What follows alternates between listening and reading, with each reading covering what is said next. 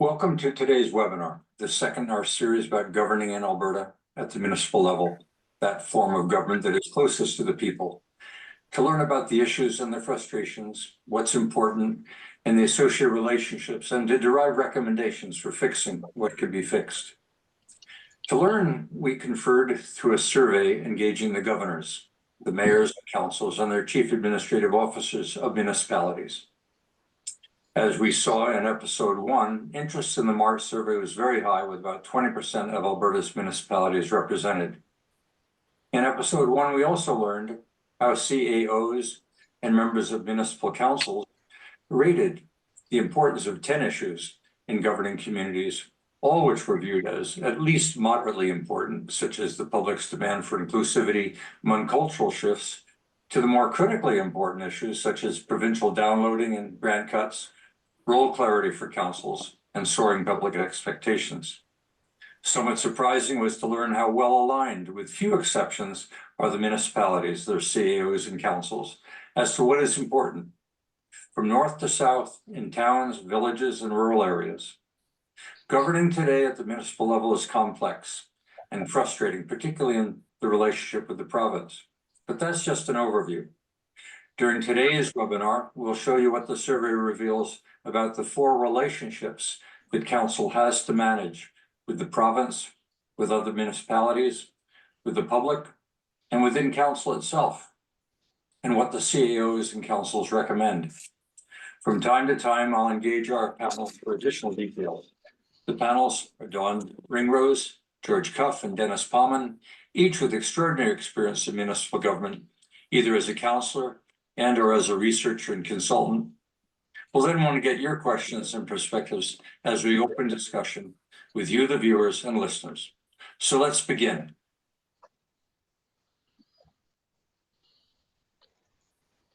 The summary highlights of what we learned in the first episode is that there was a close alignment apparent on the relative importance of issues among CAOs, councils, regions, and jurisdictions, with few possible exceptions, one being that role clarity and council direction is most important for CAOs and mayors, though less so for councillors, who rate higher voter apathy and municipal accountability, and also hindered collaboration due to competition. Another disparity was among role clarity among the regions. It appears to be less important for the South region and villages and rural jurisdictions than for the North and Central, the towns and cities. Regional governance among the 4 jurisdictions appear to be more important to smaller villages and rural areas. Overall, municipal issues associated with the province appear to be the most important. It is 3 of the top 5 issues overall. I highlighted here in red the top 5 rated as most important, and you'll see that 2 of the top 5 were with the province. And so we're going to look at the recommendations derived from associated with provincial issues first. The first provincial issue is provincial downloading. How serious is the challenge to municipality of provincial downloading and the distribution of responsibilities and resources? Provincial downloading was identified by over 90% of rural municipalities surveyed as the most important issue, impacting several other issues, such as the council management of limited resources and public expectations. The second issue within the province's relationship to municipalities, ranked 4th in importance, was government grant cuts. Municipalities need to employ strategies to diversify revenue streams and reduce reliance on provincial government grants amidst budgetary constraints. But municipalities are vulnerable to provincial grant cuts with implications on other issues, such as meeting public's expectations. And the third, which is ranked 5th at the provincial level, is the tackling of diverse roles beyond means. The municipalities should prioritize and streamline their responsibilities to ensure efficient use of resources while still meeting community needs. And you'll see that downloading and grant cuts, which created significant issues on council's management of resources and public services, that noteworthy is the unanimity, with 100% of those responding to the survey viewing management of resources as moderate to critical importance, almost no variance, no low or minimal importance. So those 3 are among the most important and determinant and really focus the relationship of the municipalities on the province. As to what the CEOs and councils recommend, first, the collaborative approach. Second, conversations on issues facing local government and how to collectively fund and address these issues. Thirdly, downloading should be consultative and negotiated municipalities by the province. The province should be open and transparent about the responsibilities that are being placed upon the municipalities and those to come, coming to the table to discuss how to move forward collectively and reinstate predictable and permanent funding. And finally, government downloads are seriously felt by municipalities, especially as infrastructure ages. Collaboration is needed, and a grant program for small municipalities with exclusive funds should be created. These all emphasize the importance of open communications, negotiation, transparency, and collaboration between municipalities and the provincial government to address challenges effectively. Might stop here and get some panel feedback about the relationship of the municipalities with the province. Well, let's do exactly that. I've had an opportunity here. You've had an opportunity to see some of the recommendations. One that's missing, and we chatted about that early on, was maybe it's time for municipalities themselves to begin to realize that they're at their limits. Maybe the grant cutbacks are an indication that the provincial government is recognizing that enough government is enough, and it's time now to start taking seriously the need to start managing those expectations with the public. But I'm going to leave that up to you, George, or Dennis, or Dawn, to open up discussions on the municipal relationship with the province as we've just highlighted it. You want to? One of the interesting things is that the municipalities are really beholden to the province with regard to the funds that are dispersed, whether it be for major infrastructure programs or for just simply ongoing operational costs. And so there's a great reluctance by individual municipalities to bite the hand that feeds them. And so you see them being a lot more vociferous, a lot more opinionated, it strikes me, when they're in conferences like the municipalities, the Alberta Muni Conference or the RMA Conference, where there's a certain degree of safety within numbers, where the voice of the association can be expressed to the province. And so I think you'll see more of that than you would see individual municipalities. Municipalities are very much beholden to the province. They're creatures of the province. They wouldn't exist without the province, and they all understand that. And much as it might grate against them, they recognize that that's the case. So I think what you see is this concern over downloading, concern over change of regulation, concern over any issue that affects municipalities that's instigated by the provincial government receives sometimes a fair degree of pushback on an informal basis or at a bureaucratic basis. And sometimes individual municipalities will weigh in, but more likely that the province is going to hear from the associations, which have a collective voice, then have that much more clout. Are the associations effective in representing? I mean, do those municipalities feel that I guess it's the Alberta AUMA, the former AUMA, do they feel it's effective as a voice? That's a really good question, and I would leave that probably to others to judge. But I think there's some concern with regard to the associations. My sense from the outside now, having been a president a long time ago, my sense from the outside now is that there's more clout today than there was in the days when I was in the executive and became president. I think we had very marginal. I think we were patted on the head in the old days. Now I think the municipal associations are better. They're more competent at stepping up to the pumps. They have more communications, people that advise them on how to do that. So I think they are certainly more effective. Whether the province listens to them all that intently, I'm not sure. The province tends to have their own agenda, and they run with it, and they hope to appeal over the heads of mayors and councils to the municipality without very much interference.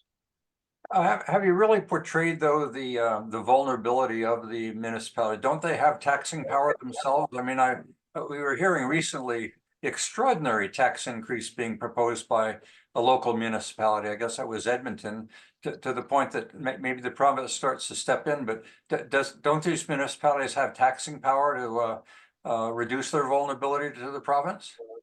The municipalities certainly have taxing power, but it's basically that of property tax. And property tax is the closest thing to the public that you can get in a community.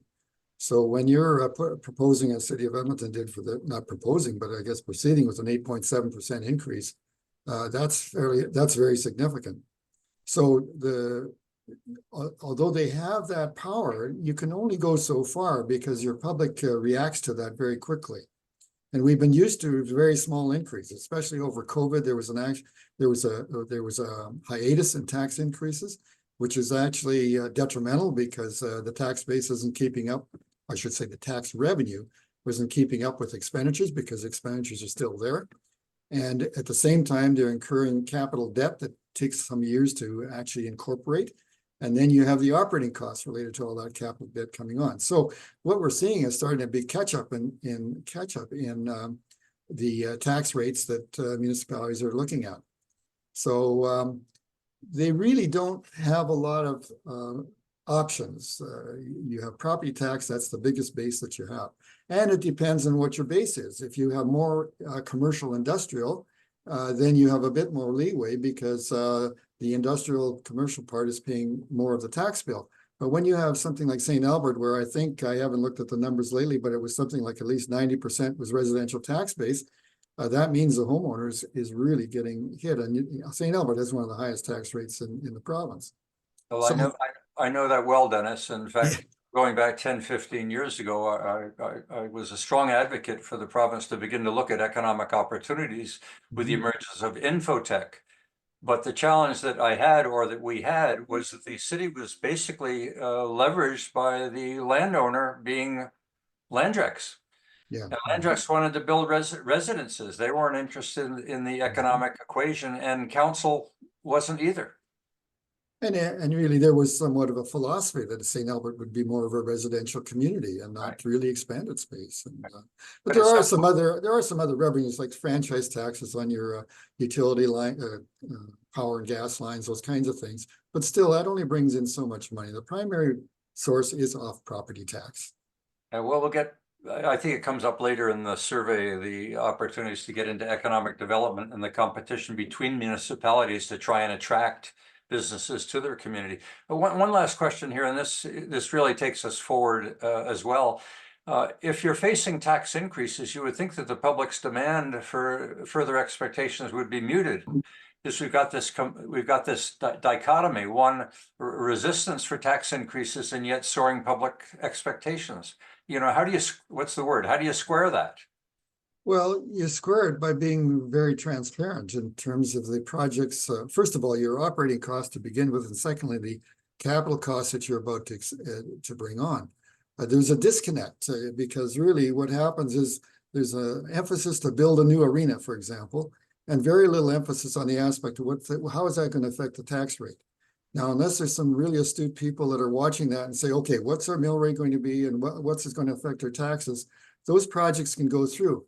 And then, as I say, it takes a while before your debt goes through. So if you start a project, it takes 2 years to complete.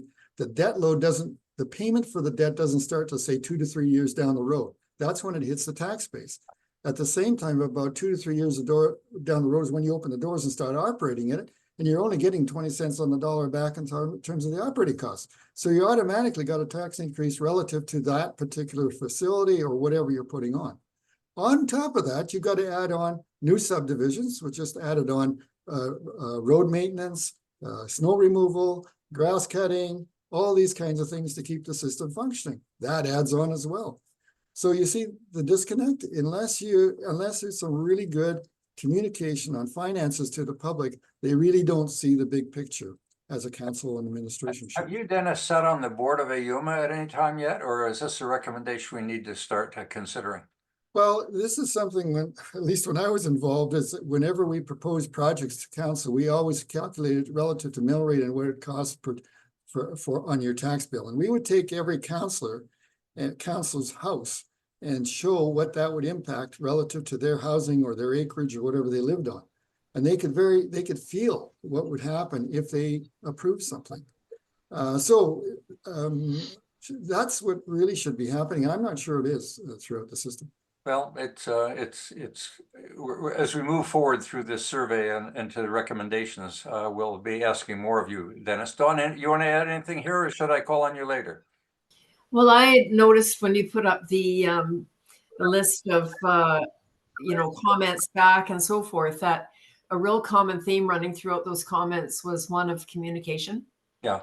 And communication and collaboration. And I think that's something, if I'm looking through my excellence lens, that's something that runs through what we do. And that's what a lot of organizations say has really improved in the initial stages. And I think that's municipalities are no different. I mean, they have to be communicating about their governance responsibility to their stakeholders. They've got to be nice two-way communication with the residents, any of their suppliers and partners, where they get funding from and so forth. So I think that in this day and age, that might fall by the wayside a little bit because people are so time starved and so busy. So I just wanted to make that brief comment. Well, our focus here, maybe we've gotten a bit ahead of ourselves. The focus here was more on the dialogue with the province, and yet the discussion has been focused more on the taxpayer and the councillor. But we'll pick this up again later. So I'm going to move forward. You'll see, by the way, after presenting to you the problem in this instance with the province and recommendations, I will then present the recommendations that were specific to each one of the issues. But I really don't discuss them, and I don't spend a lot of time portraying them, but they will be available for anyone who really wants to see them from the YouTube recording of this session. So I'm going to open up the presentation again.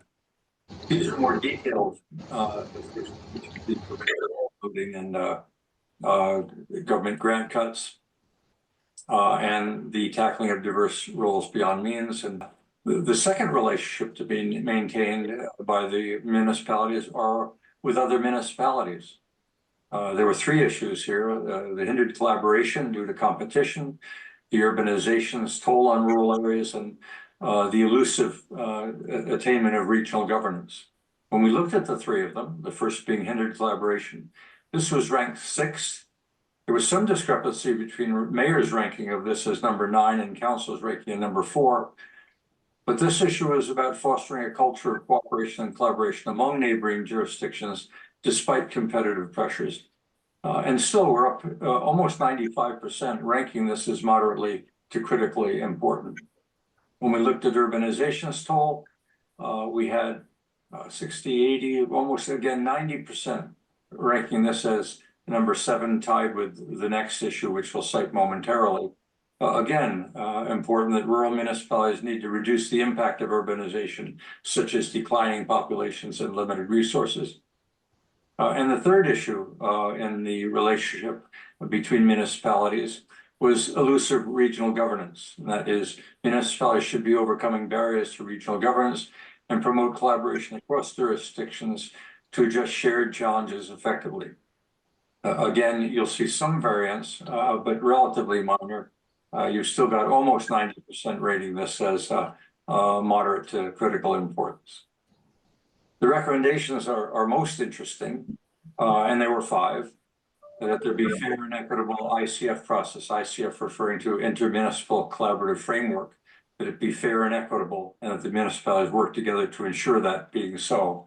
It may involve establishing clear guidelines, mechanism for dispute resolution, and regular review processes. The other recommendations refer to encouraging amalgamation of municipalities, exploring the possibility of merging to streamline governance structures and improve resource allocation and reduce their redundant administrative infrastructures. May also involve conducting feasibility studies, engaging with stakeholders and negotiating agreements to facilitate the amalgamation process. Also called for us to foster a culture of cooperation and collaboration. They should be actively promoting cooperation and collaboration. We're hoping this survey will contribute to that by providing and citing how well aligned the municipalities are on the various issues, which should provide an opportunity for collaboration and to work together toward facilitating the achievement of what here is recommended. Finally, encouraging engagement with all stakeholders on projects, including residents, businesses, community organizations, for ensuring that any collaborative projects are inclusive and address the needs of all parties involved.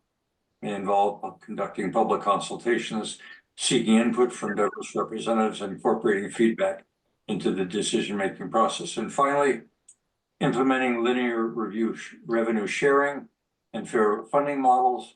Municipalities should work together to establish fair funding models based on usage from neighboring municipalities. This may involve negotiating agreements for revenue sharing, pooling of resources for joint projects, ensuring that funding allocations are transparent and equitable. Overall, collaboration between municipalities should be based on principles of fairness, inclusivity, and mutual benefit. By working together effectively, the municipalities can address common challenges, maximizing resources, and creating positive outcomes for their communities. So I'm going to stop there or pause there again. The intent would be here to discuss the relevance of collaboration and whether or not it's actually taking place. This was ranked fairly highly, which would imply that the municipalities themselves recognize that there's an opportunity here, but it's not being realized, or maybe not being realized given the changing circumstances. How do you get municipalities to collaborate? Well, I think you first of all have to have a discussion about what true collaboration really is, because people use that word collaborate pretty easily, but when you really take a look at it, what does that really mean? And it means working towards a desired outcome, a win-win outcome where both parties benefit, and I often think collaborations don't really end up that way. And so I think the first step is just to sit people down around the table and agree on what indeed that means. And then how do we work towards it? Okay, we got 317 municipalities. I mean, is AUMA got the resources, and does AUMA have the role to look at what's happening with regional governance in the Edmonton region, for example, which would be an example of where they're losing economic opportunities as they squabble with one another for a limited piece of the economic pie. Whose role is that? Yeah, I would say that the Edmonton region, I think, has made some progress in terms of encouraging collaboration amongst its members, in terms of pointing out examples where collaboration is working. And I think that there's some genuinely well-intentioned people that are trying to bring that about in terms of the leadership of our municipalities. I know in my own area, I think the three mayors of Stony Plain, Parkland County, and Spruce Grove are all quite intent on pulling together and being much more collaborative than likely in the past. I think the challenge against that is that all politics is local. And you've got people that know that they get voted into office and out of office on the basis of how well did you maintain the contact, the synergy with your own people. And so can you point to projects that you were successful in bringing to your town, your city, your county, as opposed to somebody else getting the project? It's pretty hard to say I'm a successful mayor when look at the major project that our neighboring county was able to attract and we didn't. It's a hard sell. And so somehow you have to change the way in which we measure success in terms of being able to bring together a collaboration. So I think the whole notion of collaboration is a great one. The mechanisms to achieve that are very, very difficult to pull off in an environment where there's such a high incentive for competitiveness. I gather that was one of the incentivization of regional collaboration was the economic benefits that would follow. Whether or not it's possible to set up regional economic councils, and whether or not that really exists or not, given the communality of Northern Alberta, Central Alberta, Southern Alberta, is this something we need to likely look forward to in the future, is to incentivize regional economic collaboration? Unless individual municipalities see some advantage to their stake in the game, it's highly unlikely that you're going to see them pulling together in terms of can we attract a regional economic development force to our regional community. I've just spent some time working in British Columbia. They have regional districts. They run the same issue because their membership is made up of both rural electoral areas as well as of cities and towns. The cities and towns continue to fight amongst themselves for economic advantage and benefit. And so I'm not so sure that simply having a regional framework is going to be successful. I think there has to be other motivation other than simply the framework. The motivation's got to come from within. You've got to see, for example, when we created a regional water line in Spruce Grove, Stony Plain, and Parkland County, we did it because we saw mutual benefit. Yeah. When the province said we're going to fund regional systems, regional water sewage systems, all the way out to Lloydminster and back, they did it because there was an economic benefit to each of those areas. If it was the one area versus another, you'd have never seen the degree of collaboration that I think was on the ground. So I think there has to be perceived benefit to each of the areas involved in order for local politicians to get on board. The province, therefore, becomes the mechanism whereby it's more likely to be achieved than it is at the local level, and I say that quite grudgingly.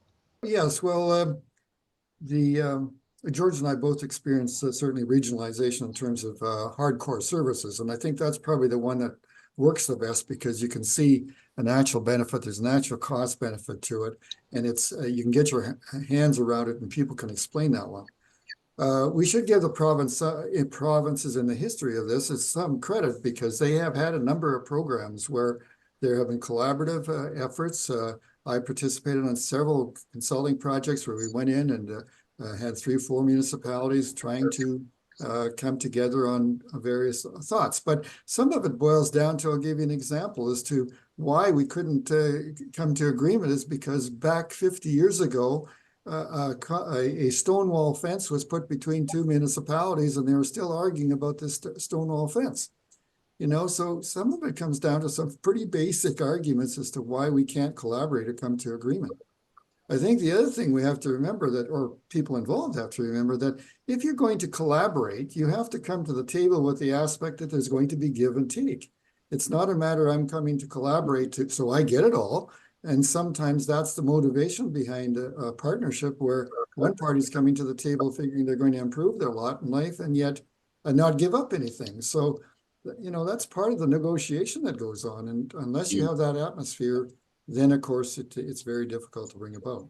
Municipalities have done work in this area and they prove that they can do it. But when it comes down to particularly economic development, that's a tough one because as we just discussed, we're all trying to get more taxation. And if the neighboring municipality gets the business or whatever, we didn't get it. So how do we collaborate on that? Because we're not sharing the funds. As I noted, there are more detailed recommendations.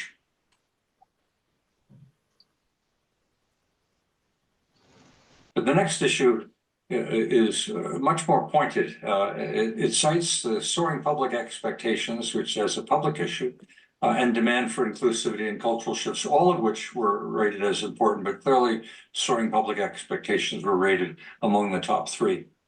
The first being soaring public expectation, where the municipalities need to effectively communicate with constituents about their mandate and services to manage and align public expectations with available resources.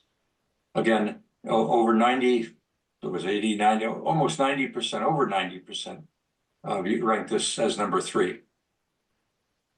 The demand for inclusivity, while rated number 10, was still viewed as important, moderately important, but a normal distribution here, about 50% rated it lower, 50% rated it higher among the 100%. Municipalities should promote diversity and inclusivity in decision-making processes and community engagement efforts. It was rated as lowest importance among the 10 surveyed, but as I've cited several times, it was still overall rated as moderately important, with 29% still seeing it low or minimal. The recommendations in terms of managing the public relationship, there are 5: enhanced communications and engagement, the clarification of responsibilities and diversity considerations, the streamlining of processes and equal treatment, transparency in decision-making and community engagement, and fostering collaboration among municipalities, encouraging community support for diverse perspectives in the decision-making processes. By promoting unity rather than division and recognizing the importance of diversity, municipalities can effectively address both public expectations and inclusivity among cultural shifts. These are somewhat more detailed on one, the soaring public expectations, the demand for inclusivity amid cultural shifts. So I'm going to stop there again. we talked earlier about soaring public expectations and the challenges that poses to municipalities that have limited tax leverage and are subjected to the vulnerability of the province deciding whether or not the grants are affordable. So this could get a lot of heated conversation because we've got a split here. We've got soaring public expectations rated very high, and some of these more social matters now are emerging at council, where the demand for inclusivity amid cultural shifts is now finding its way to councils for whatever reason. Quite a split. Now, I know, Benita, you've been you're here with us, and we'll have an opportunity to hear your frustrations up in Westlock. But I'm going to keep this still between Dawn and George. But I'll give you ample opportunity to chat later, because I know you're just itching to do so. I don't know why it is we got you cut off last week. But Dawn, you wanna start off here on the challenges, the split here, and what can we do about it? I think the soaring expectations, I mean, again, if there's better communication about the municipal mandate, the resources that are available, and the services that can be provided, I just think there can never be enough communication. I think it's fair to say that the majority of the public isn't probably in tune with these things at any level of government, not to mention municipal. And I think that a lot of work needs to be done to, again, communicate with the constituents about these three very, very important things: mandate, services, resources, how we live within our means. Kind of explain it to them like running a household. You know, this is what we've got to work with. This is what we could do. And anything extra, we've got to find some way to justify it and pay for it. I think they just have to have really clear, transparent conversations. And it's one of educating the public. Peter Lougheed, who some of you might remember, I certainly was alive and well in my management career when he was premier, said it crystal clear. It's easy to manage when you've got a deficit, when you've got a poor economy. It's hard to manage when you're prospering. And Alberta suffered in its whiplash at both ends. But how do you get the public into a dialogue about limitations when, in fact, you've got a boom going on, or everything is looking prosperous and everybody wants, you know, a piece of the pie? When do we get leadership that says, no matter what the circumstances, we must live within our means, as opposed to these soaring deficits that seem to be tolerated? Dennis, your turn.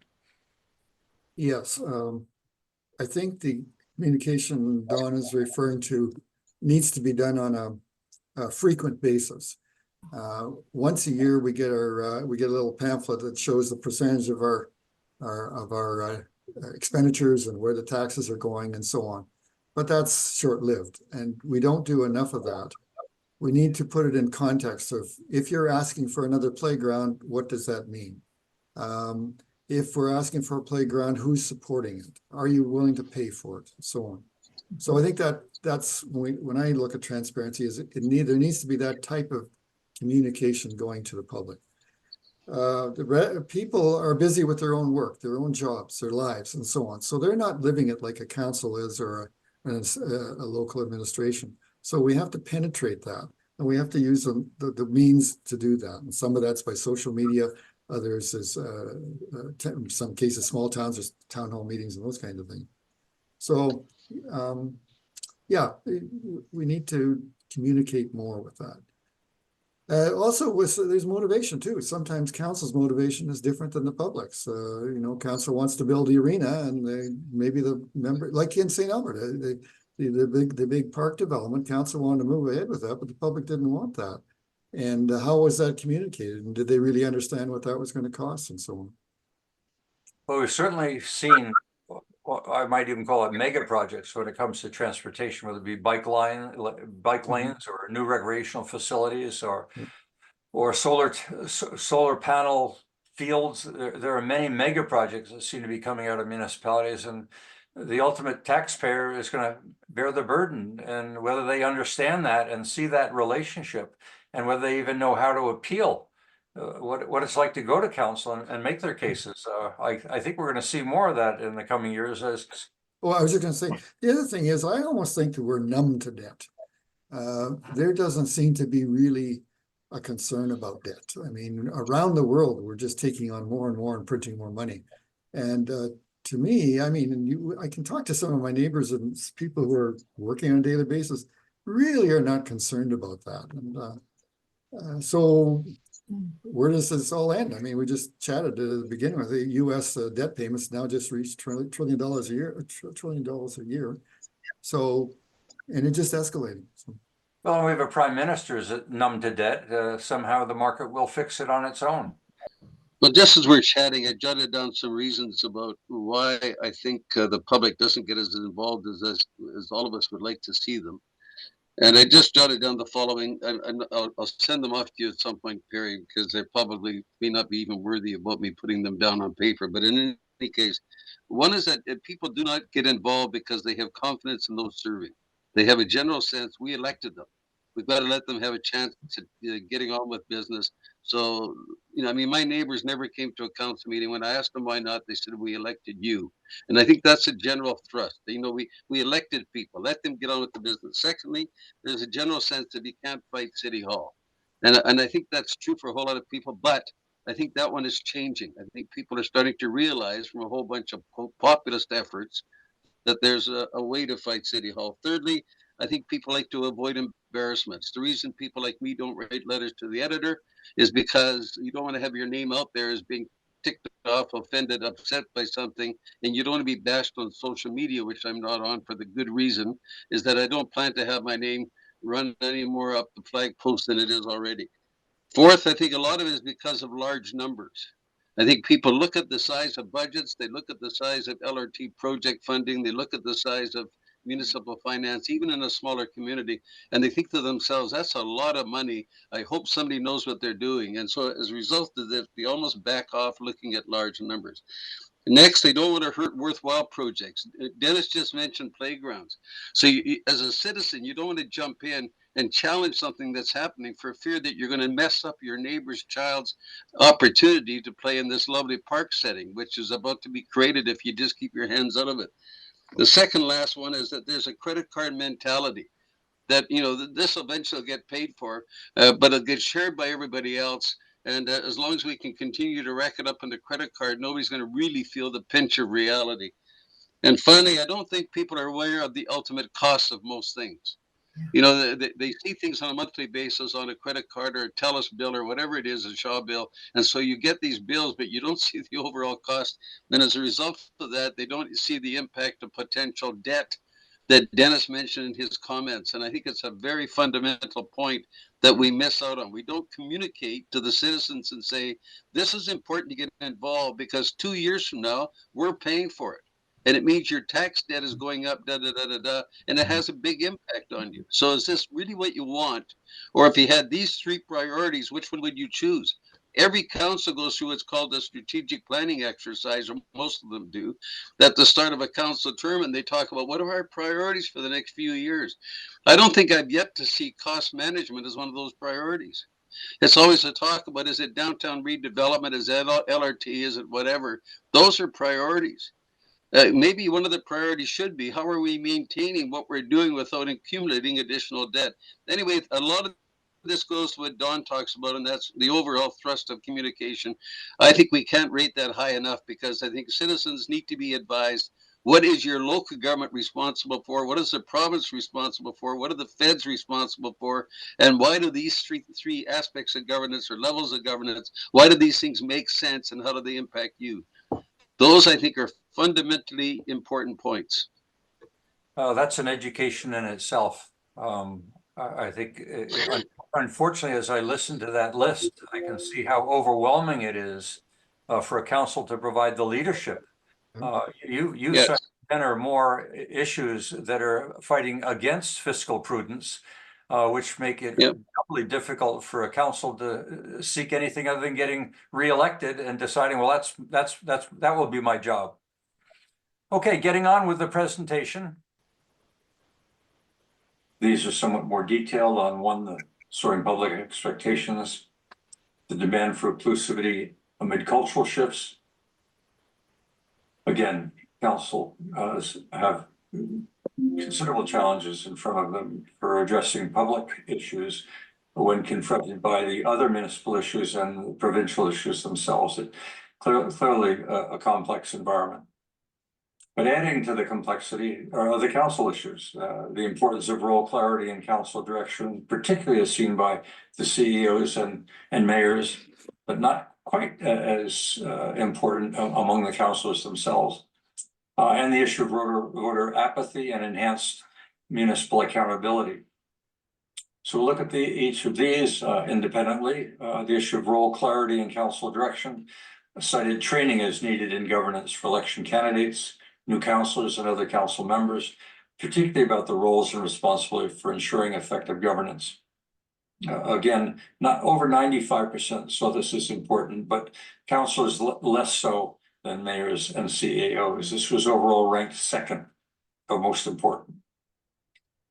Ranked ninth was voter apathy and enhanced public municipal accountability. The initiative should be implemented to increase civic engagement and hold municipal leaders accountable to the constituents.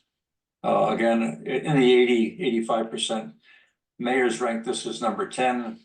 That is least important among all of the issues. Not to say it still isn't moderately important, but council is rated somewhat higher as number 6.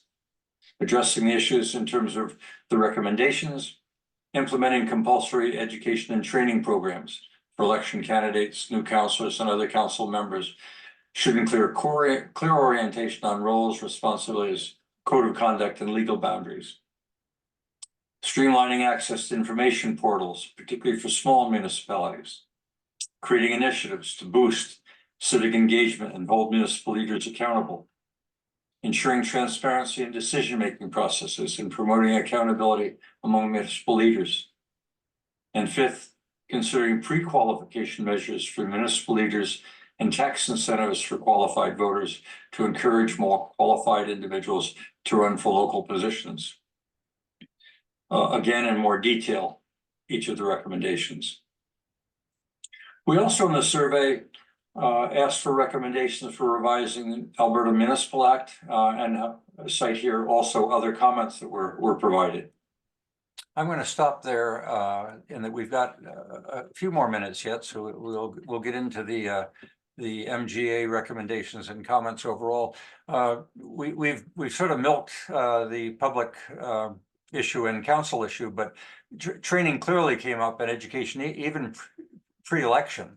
I know, George, you've had a strong view on this, and it's one of the roles that you've been playing, I think, as a consultant, is to recognize that if councils are not informed, how are they going to provide a decent job? And if fiscal prudence isn't popular, how do we get reasonable degrees of accountability? Well, I jokingly say that it's the one job in society that you can obtain without any background experience relative to the job that you're applying for. So you run for political office. You don't line up at a wicket. You don't apply for it. You don't base it on your resume. And as I said to most municipal councils, you don't get elected because of the background that you have in business, industry, public sector, whatever. You get elected because of your passion for the community. So I would argue that what we need to have is a fundamental requirement to do orientation, which the province is now stipulating in the Municipal Government Act. I would also argue that that should be repeated on an annual basis. And I'm not saying that for consulting fees. I'm saying that because it's practical and realistic and something that should happen. There should be a pre-election orientation for anybody thinking of running for office. You should have had to go through an orientation process that would tell you what it means to be on council. And then there should be a requirement to do that within 60 or 90 days right across Canada for every municipal council. What does it mean to be elected, and what are the fundamental aspects that you're going to run into for all members of council? How do you learn to ask proper questions? How do you make sure that you respect the role of your CAO? How do you respect the role of council itself? How do you avoid internal infighting? All this stuff that municipal consultants across Alberta, across Canada, including Dennis and Sherry-Ann Duleger, who's on the webinar today. I think all of us have experienced that. How do you avoid the sort of the side shots that are taken? How do you avoid the things that happen on a council instead of them focusing on their real role, which is to provide governance, provide leadership? And then further to that, Perry, you need to make sure that managers, administrators are actually orienting their council to the right kinds of decisions, the right kinds of questions to be asked. How do they know what's important in a local municipality? How do they know what they could impact if they're providing good governance? All of those things aren't taught very well. And so you've got councils walking into office and making decisions based on the agenda package put before them. And often those agenda items are not linked. They're not put together in an overall composite picture. And as a result of that, you've got individual councillors that are making decisions with precious little background, very little information, and virtually no context. Training orientation is fundamental.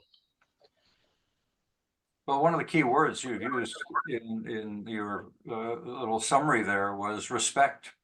To keep discussions from becoming personalized and keep them focused on issue, which has always been fundamental for good governance. And yet we seem to, as a society, almost fallen into this lack of personal respect, ideology prevailing. But I guess that calls for the mayor or the chair of meetings to be strong enough to be able to hold council accountable for these reasonable principles on how to get to the right decision, rather than the ideological one or the personal one. Let's put this in context, and if you think about it, one, you come into this without an experience, and you're running on some sort of a platform to join council. So that's your first agenda when you come to council. The next thing you do is you have your first meeting within the quarter is already dealing with a budget. Mm-hmm. And you had no experience about dealing with $1 million budgets and so on and so forth. And you got administration identifying what they need and so on and so forth. You're automatically creating suspicion and conflict within that type of environment. And so that's some of the things that George is talking about, is that you need education and training before you even run for council to understand how the system works. The mayor does not make all the decisions. If you talk to people on the street today, they will tell you the mayor made this decision, or the mayor approved that arena, or the mayor approved that expenditure. Not the case. They don't understand. The mayor has one vote and one vote only. So these are the kinds of things that throws a council into conflict. So I come in on the agenda and I have my own. I ran on a platform. I want to get this thing done. But in the meantime, the CEO is telling me that I don't have any money, and therefore we have to run this particular agenda through. At the same time, 7 or 9 other councillors are telling me, well, I've got an agenda too. And the 5 that return that are experienced now have they know the history and they're pushing their side of it. So you have this automatic conflict that's created without any intention to. It just happens. But conflict is in itself the source of learning. I was thinking through the CAOs and the mayors appear to be aligned and recognize that councils have different agendas than what the CEO and mayor often have. And that came out clearly. And I got to thinking, well, do you want to fix that? Or is that really what's inherent in making the right decision, is to that tension between the public's expectations and the administrative requirements for prudence?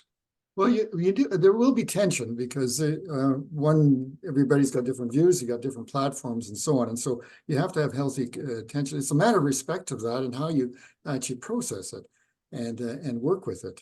Well, I think the summary that George gave us was excellent, because of what he highlighted is what is good governance. Good governance is making a decision and making a balanced decision, taking into consideration the facts and not a lot of ideology and personality. Yes, I was just thinking about the all the promises that people make, between the council members and the mayor, and they're wanting to fulfill those promises. But I've also been in, working with municipalities where they're real foggy on governance. They're really foggy on their roles. They maybe haven't even done any strategic planning, and this is smaller municipalities. Yeah. And so all this cleanup that is necessary up front that we've been speaking about is really, really important. And I think too, what if they were to work with an end in mind, like, what is it they want to achieve? What do they want this municipality to be or become? And work towards that common aim. And then find some way of providing incentives. And I also think that what gets measured gets done. So those incentives, I mean, how can you get everybody working together, you know, towards that common aim and shift them from the agendas? Their agendas and promises are important, but how can we shift them? I'm putting that question out there because that would help streamline everybody's efforts and get them focused on, you know, that desirable end. Well, you've underscored one of the key principles to good governance, haven't you? Okay. So back to the shared screen, and we're getting into a wrap-up mode. These are probably in among the most important points that are going to be made in the session today. We also in the survey asked for recommendations for revising the Alberta Municipal Act and cite here also other comments that were provided. Quite interesting that the 5 recommendations that are summarized here for including in the next rewrite of the Alberta Municipal Act. First, that municipalities should be operating as a business. And that is encouraging municipalities to operate using municipally controlled corporations for development. Strengthening the code of conduct and protection for CAOs by enhancing legislation on code of conduct and providing stronger protection for CAOs. Advocating for unrestricted transparency of all candidates, including disclosure of FOIP-related information related to their qualifications. Fourth, mandating pre-election training for candidates and ongoing education for elected officials on roles, responsibilities, and the MGA. And finally, strengthening accountability measures, such as establishing provincial bodies to investigate code of conduct violations, tightening conflict of interest rules, and providing support systems for enforcing the disqualification of councillors. As for the remaining comments, of which there are 11, assessing retirement obligations, there were concerns raised about the financial implications of asset retirement obligations on municipal finance statements. Second, calling for better MLA support for local government and increased unrestricted funding for small municipalities to prevent negative changes in Alberta's landscape. Third, highlighted the need for stronger measures to address corruption among elected officials and ensuring accountability. Fourth, a proposal to establish a mandatory minimum time frame between serving as a firefighter and holding elected office to prevent conflicts of interest. Fifth, emphasis on the importance of collaboration among municipalities for long-term prosperity and suggestions for a municipal partnership program to incentivize collaboration and increase funding. Six, recognition of the need for safety supports for council members and staff, including emotional, mental, and physical safety. Continuing on, 6, proposal for clear division of municipalities based on needs for better allocation of funding opportunities. 7th, constituency opposition to introducing political parties into municipal governance. 8th, concerns about financial challenges resulting from downloading and a call for municipalities to primarily look inward for solutions during fiscal challenges. 9th, request for proper funding for policing and criticism of federal financial burdens on municipalities. 10th, consistent emphasis on keeping partisan politics out of municipal governments. And 11th, suggestion for government intervention in enforcing Municipal Government Act rules when stalemates occur at the municipal level. Overall, I'll stop there. Any points that you wish to make there? Just one quick one, Perry, and that's, I think the first point, and I should have picked this up if I'd have properly read your overheads when you sent them out. But the first one should say we should be fundamentally operating municipalities with clear business principles, not as a business. If you operated it as a business, you'd cut out recreation, you'd cut out parks, you'd cut out culture, because none of them pay their way. We, in fact, subsidize a whole lot of things in the municipality, as we should, and people don't mind doing that.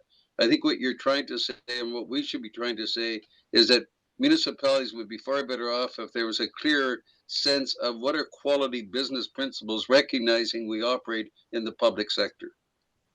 Good point. Excellent. Thank you. That's a good point of clarification. Dawn, any concluding? Yeah.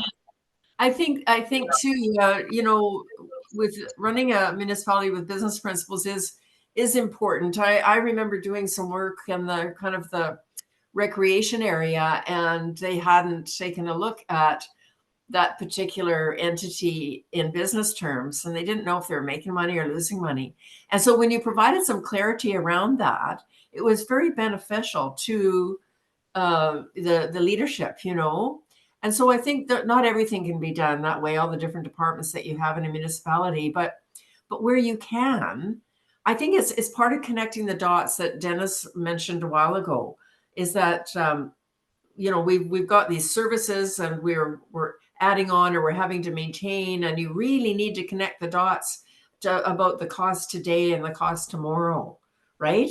So I think this is a very valid comment about operating with business principles. Running on good principles implies that the consumer and the owner are conscious of supply and demand, and that the banker will provide a degree of discipline. I'm not sure that the consumer in the public sector's got banking discipline, but anyway, I'll leave it at that. It's too easy for the bailout.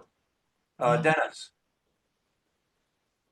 I really don't have any further comments, because the recommendations are, I think, pretty straightforward and understandable. And these are the kinds of things that are needed to, I think, sort things out. Well, it's So, interesting overall, when I assembled this overall statement, what I really did is I linked all of those issues and the associated problems together and created this statement that all municipalities are vulnerable to provincial downloading and grant cuts. Well, I'll let him finish off. Okay, but I guess on that point, though, is that, I mean, that's true. I mean, the municipalities are creatures of the province. Yeah. And I mean, that's how it functions, and they're subject to whatever money that the province is willing to trickle down to them. Yeah. And so, yeah, that's the way it is. With taxation as a cushion. Well, taxation is much more than the cushion. It is the de facto way that municipalities can function. And the councils are challenged to clarify their role. We've heard that in managing multiple relationships, which we've cited, with limited resources amid soaring public expectations and voter apathy. When I read that, I said, would I want to be a councillor working in that environment? I mean, that is one hell of a challenge, what's just posed in that one paragraph. But the recommendations have targeted council's options, including recommended revisions to the Alberta Municipal Act. Well, in episode 3, we're going to address where from here, the setting of priorities, and how to go about achieving collaboration. And ask the question, is continuing growth even sustainable? Okay, Sharon, your turn. You've got a question? We've heard from 3 strategic planners and municipal experts here, just really all wonderful points. And so many of you have talked about the vision of that particular municipality, and many of you talked about and referred to communications. And I can tell you from I'd like to add on to my experience, which is that communications typically drops down to about 3rd, 4th, 5th position after operations are declared within any kind of organization. And I'm saying today that we are on the cusp of a huge societal change that is demanding increasingly more communications and more metrics.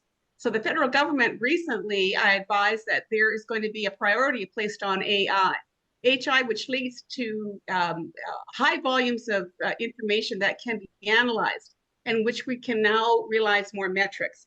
So if we put communications and reverse the order, not at position 3, 4, and 5, but position communications and whatever it entails, because it really does refer to more than an analyzing or surveying or communicating with respective communities at any level once a year. This probably has to be done now weekly.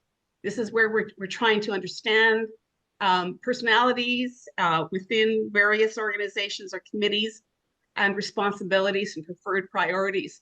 Increase that level, heighten that level of communication, probably then follow into operations, or at least is connecting the dots. That's what I would say. Well, in a way, Sharon, that's exactly what these webinars have been intended to do. Yes. To convey the information received by municipalities, and to consolidate it, and to learn how much consistency there was in that message, and then to take that message forward to help the AUMAs of this world, and to help the provinces, and to help the intermunicipal relation move on. Very good. We have 19, Perry, we have 19 people on this call. this is fine for this group every week, but now we have to go 319 times 10. So there's a lot more, if they will accept that and understand that we are on a cusp of societal change that needs to reverse or prioritize communication. Go ahead, Anita. Thank you. There's two things I'd like to share. One has to do with recent experience in Lethbridge, and the other one has to do with the upcoming Federation of Canadian Municipalities conference happening in Calgary in June. So first of all, regarding Lethbridge, I've been talking to some people from the community, and they're very concerned about land use bylaws. And so some of the people are getting organized, and they intend to speak in front of council at an upcoming community engagement session. What was very disappointing at the March 28th meeting is one of the councillors made it very clear that that communication engagement session should be publicly advertised. So he directed administration to publicly advertise it. Administration has failed to do so. I have not seen that engagement session advertised. And unfortunately, this isn't the first time that I have witnessed administration fail. I've actually personally witnessed a CAO manipulating council during a council meeting. So I'm suggesting that the Municipal Governance Act needs some amendments. Right now, it looks like elected representatives are being guided to count on their administration and just trust them completely. Really, the elected reps should be guiding administration. So somewhere there's a problem, and we need to fix it. That point, I think, was made in the MGA of the point of enforcement, but go ahead. Let's hear your second point. My second point is the Federation of Canadian Municipalities has a conference coming up. And I've been listening to all the presenters, and I hope you don't mind, but I picked a favorite, and today's favorite is George. And so I'm just going to put out a dream, and sometimes dreams come true. But we basically need to reach elected representatives from every municipality across this province with important messages like what's been shared at this meeting. What if George was one of the guest presenters at that conference, or he had a booth and he's sharing his ideas for training, et cetera, et cetera. So I just kind of wanted to plant that seed, plant that idea. Perhaps there's others here interested in connecting at that conference somehow, but it just looks like a beautiful opportunity because there'll be mayors there, not just from Alberta, but from across the country. So don't forget about that conference in June. Okay, well, thank you for bringing that to our attention. In fact, that's probably part of the follow-up to this series is where are the opportunities to bring some of the information forward that we've collected from the CEOs and councils themselves. All municipalities appear vulnerable to provincial downloading and grant cuts. Councils cites the challenges to clarify its role in managing multiple relationships with limited resources among soaring public expectations and voter apathy. The recommendations cited target council's options, including recommended revisions to the Alberta Municipal Act. As for episode 3, where from here, we'll cite the priorities derived from the overall survey, the recommendations received, and the opportunities for collaboration. Citing in particular, is continuing growth even manageable, even sustainable? There we are. That was what we were all about. I'm really thrilled, Dawn, Dennis, and George, with your input today, and the fact that we were able to have a discussion as we went through the survey data itself. I think it was much richer.